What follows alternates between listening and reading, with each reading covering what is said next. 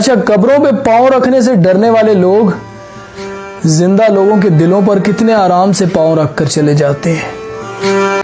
मैं ठीक हूं, ये तो हम किसी से भी कह सकते हैं, लेकिन मैं परेशान हूं, ये कहने के लिए किसी बहुत खास की जरूरत होती है। पाकिस्तान दुनिया का वाहिद मुल्क है जहां किसी को मत बताना का मतलब होता है कि सारे अंदाज दे।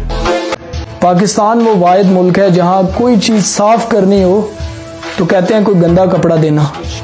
माँ अपनी औलाद को सब कुछ सिखाती है सिवाय अपने बगैर जीने के। अच्छा, मर्द कहते हैं अकेली औरत महफूज नहीं होती, लेकिन ये नहीं बताता कि किससे महफूज नहीं होती। हुक्म तो नफ्स मारने का था, लेकिन यहां पर तो लोगों ने जमीर मार दिए। तूफान में कश्तियां और घुमंड में हस्तियां अक्सर डूब जाती हैं। लोग कमेंट्स में बड़ी तारीफ करते हैं, उनका बहुत शुक्रिया, लेकिन मैं ये कहूँगा कि दाद पाने को कौन वीडियो बनाता है। हम तो बोलते हैं ताकि आप हमें सुन सके, हमें समझ सके।